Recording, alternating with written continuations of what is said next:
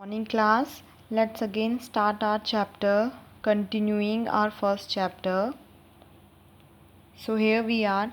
In order to understand the past को समझने के लिए we need to know what happened in the past and when. Past को समझने के लिए हमको ये जानना ज़रूरी है कि पास्ट में क्या हुआ था और कब हुआ था. Hence, it is essential to understand the timelines और द सीक्वेंस ऑफ इवेंट. इसीलिए ये ज़रूरी है समझना कि कब कब क्या हुआ था. फॉर एग्ज़ाम्पल, कौन से राजा के बाद में कौन आए थे, जो हमारे पूर्वज थे, जो पहले बंदर थे, उनके बाद में वो कैसे कैसे धीरे धीरे इंसान बने. तो एक सीक्वेंस ऑफ इवेंट्स को समझना ज़रूरी है.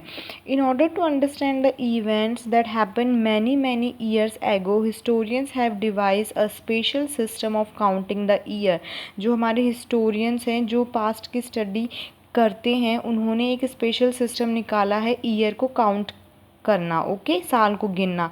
The year of the birth of Jesus Christ is taken to be year 0. जब जीसस क्राइस्ट का बर्थ हुआ था, लॉर्ड जीसस क्राइस्ट का बर्थ हुआ था, उस साल को उन्होंने 0 माना. We begin our calendar from year first. हम अपना जो कैलेंडर है वो ईयर फर्स्ट से शुरू करते हैं. So the first year after Christ was born would be written as.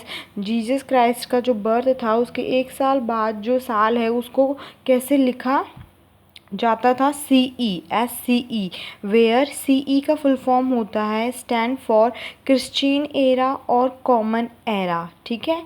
We are currently in 2020 CE. हम अभी 2020 CE में हैं. Where is 2020 years after Jesus birth. यानी जीसस बर्थ जब बॉर्न हुए थे उसके 2020 साल के बाद में अभी भी वो ईयर काउंट होता है, तब से लेके अभी तक 2020 तक. Okay. But time exits even before the birth of Christ. पर जो समय था वो जो जीसस क्राइस्ट थे उनसे पहले भी टाइम था.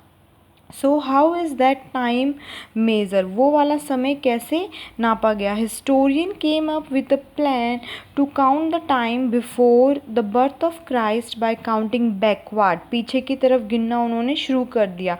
फ्रॉम द ईयर 0 से उन्होंने शुरू किया था. Okay. So the year just before Christ was born is written as 1 BCE, where BCE stand for before Christian era, before common era. When we say that the Great Pyramid were built in 2550 BCE, we mean that they were built 2550 years before the birth of Christ. यानी जो pyramid थे, great pyramid, जो मैं आपको online class में already समझा चुकी हूँ, जो ग्रेट पिरामिड थे वो कब बने थे? बिफोर जीसस क्राइस्ट के जन्म के 2550 ईयर्स पहले बन चुके थे. The term CE and BCE came into use very recently. Earlier the term used were BC का मतलब before Christ and AD means anno domino. Okay.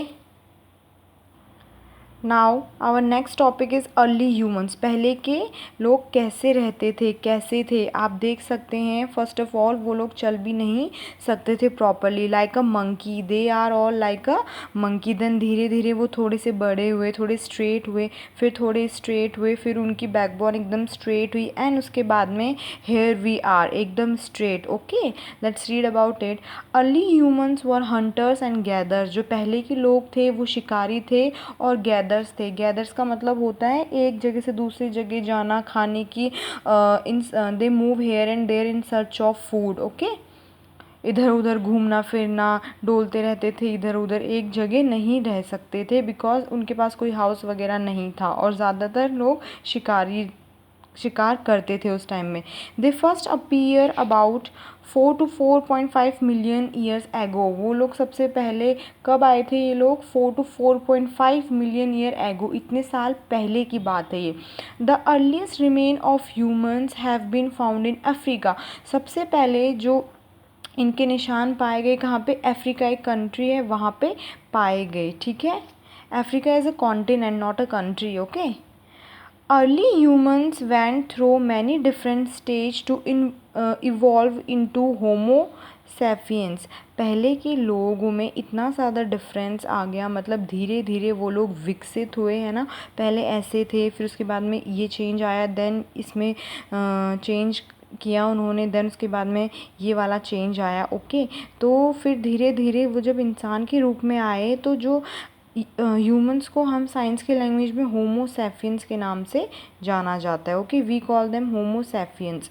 They wander from place to place. वो एक जगह से दूसरी जगह घूमते रहते थे. They did not know how to grow anything.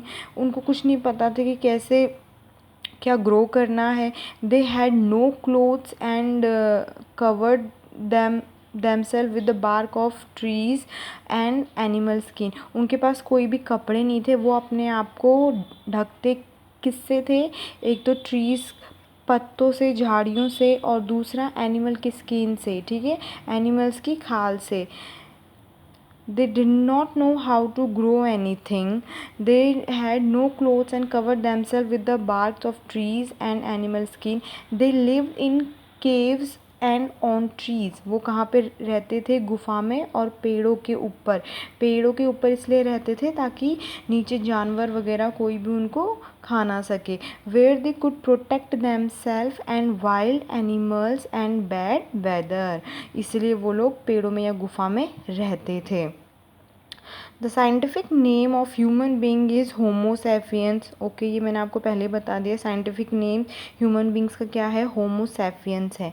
Scientists believe that modern humans appeared about 1,80,000 years ago. कि जो मॉडर्न ह्यूमंस थे वो कब अपीयर हुए थे, कब आए थे सामने? 1,80,000 ईयर्स पहले आ गए थे. They evolve over millions of year from many extinct species of apes. Okay, let's come to the next page. Tools. अब जो पहले के लोग थे उनके पास क्या क्या टूल्स थे? देखो, as you can see in your book. ठीक है, उनके पास ये सारे टूल्स थे, तो हम इन टूल्स के बारे में रीड करेंगे, वो लोग कैसे इन टूल्स का इस्तेमाल करते थे. Gradually early human realized that they needed sharp tools to dig out roots and to kill animals for food. धीरे धीरे ह्यूमंस को रियलाइज़ हुआ, जो पहले के लोग थे उनको रियलाइज़ हुआ कि हमको एक बहुत ही तीखा शार्प टूल चाहिए, इक्विपमेंट चाहिए, कोई ऐसा औजार चाहिए जिससे कि हम डिग आउट, कि हम है ना खोद सकें रूट्स तक, है ना, जड़ों तक, और एनिमल्स को मारने के लिए, ताकि वो अपना भोजन प्राप्त कर सके. They started polishing and sharping stone. यानी उन्होंने एक जो पत्थर होता है उसको स्टार्ट कर दिया पॉलिशिंग करना और उसको शार्प करना, ताकि वो आगे से क्या हो जाए? बहुत पैना हो जाए. They made better tools by striking one stone against another till the stone develop a sharp edge. वो एक स्टोन के, एक पत्थर के ऊपर दूसरा पत्थर घिसते रहते और तब तक घिसते रहते जब तक कि उसकी एक शार्प धार नहीं हो जाती. They hunted small animals. They hunted small animals and collected wild fruits and plants. वो लोग जानवरों को मारते और जंगली पौधे या फलों को खाते थे. They learned to tie a sharp stone to a stick and use it like a spear to kill animals. उनको समझ में आ गया था कि अब हमको एक शार्प स्टोन का यूज़ करना है जिससे कि हम They learned to tie a sharp stone. उन्होंने ये सीख लिया था कि जो स्टोन है उसको स्टिक के साथ कैसे टाइटली टाई करना है, बांधना है, ताकि वो एक भाला बन सके टू किल एनिमल्स. ठीक है, see this is called spear. ये एक भाला है. ठीक है, ये पूरा तो है वुड का. इसके आगे उन्होंने क्या बांध रखा है? स्टोन का एक नुकीला चीज़ बांध रखा है ताकि अच्छे से एनिमल हंट हो सके. This help them hunt without getting too close to the animal they were hunting. ये जो स्पेयर है, जो भाला है, वो इसलिए हेल्प आया उनको ताकि वो एनिमल्स के पास जाके ना उसका शिकार ना करने के बजाय दूर से ही फेंके और वो मर जाए animal. Okay, this period when humans used stone tools for hunting came to be known as stone age. ये वाला जो पीरियड था, ह्यूमंस जब ह्यूमन ने सीखा कि पत्थर के कारण उनका हंटिंग हो रहा है, शिकार हो रहा है, तो ये वाला काल स्टोन एज कहलाया. Early humans did not have any language, पहले के लोग जो थे उनको कोई भी लैंग्वेज नहीं आती थी। टू कम्युनिकेट इन, एक दूसरे से बात करने के लिए कोई भी उनके पास भाषा नहीं थी। So they use hand movement to talk to each other, तो उन्होंने एक हैंड मूवमेंट जैसे इशारे होते हैं उन्होंने वो सीखा एक दूसरे से बात करने के लिए।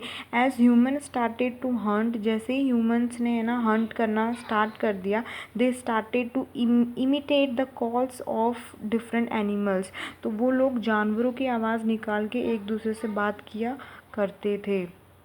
They used these sounds while hunting and when communicating with each other, वो ये वाली साउंड जो एनिमल्स के साउंड निकाल के एक दूसरे से बात करते थे और जब शिकार करते थे तब भी ये काफ़ी हेल्पफुल हुआ करती थी। ओके।